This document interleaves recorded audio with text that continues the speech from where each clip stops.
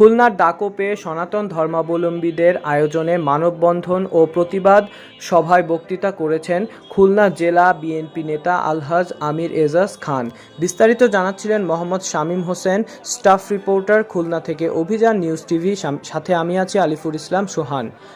খুলনা জেলা বিএনপির আহ্বায়ক আলহাজ আমির এজাজ খান বলেছেন, সারা বাংলাদেশে বসবাসরত কোনো সংখ্যালঘুর বাড়িঘর, উপাসনালয় কিংবা ব্যবসা প্রতিষ্ঠানে, এমনকি যারা বিরোধী মতে থেকে এতদিন নির্যাতন নিপীড়ন করেছে, তাদের বাড়িঘর ও ব্যবসা প্রতিষ্ঠানে যেন আর কোনো ভাঙচুর ও লুটপাট না হয়।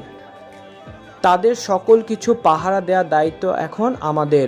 যদি কোনো ধরনের ক্ষয়ক্ষতি করার চেষ্টা করা হয় তাহলে কাউকে ছাড় দেয়া হবে না। সকলের দিকে সতর্ক দৃষ্টি রাখতে হবে। কিছু অনুপ্রবেশকারী বিভিন্ন এলাকায় মানুষের ঘরবাড়ি হামলা করার ষড়যন্ত্র করছে, তাদের শক্ত হাতে দমন করতে হবে।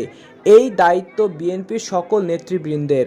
11ই আগস্ট রবিবার দুপুর 12টায় খুলনার দাকোপ উপজেলা ও চালনা পৌরসভার সনাতন ধর্মাবলম্বীদের আয়োজনে অনুষ্ঠিত মানববন্ধন ও প্রতিবাদ সভায় এসব কথা বলেন তিনি আরও বলেন, গত সোমবার বৈষম্য বিরোধী আন্দোলনরত শিক্ষার্থীদের মহান বিজয়ের পর থেকে সারা বাংলাদেশের জনগণ যখন বিজয়ের আনন্দ উল্লাসে মেতে উঠেছে, এই সুযোগে কিছু উৎসুক জনতা একটি প্রতিষ্ঠানে ভাঙচুর করেছে, যার কঠোর নিন্দা জানাচ্ছি এবং আর যেন কোনো প্রতিষ্ঠান এ ধরনের ঘটনায় শিকার না হয় তার জন্য হুঁশিয়ারি জানাচ্ছি।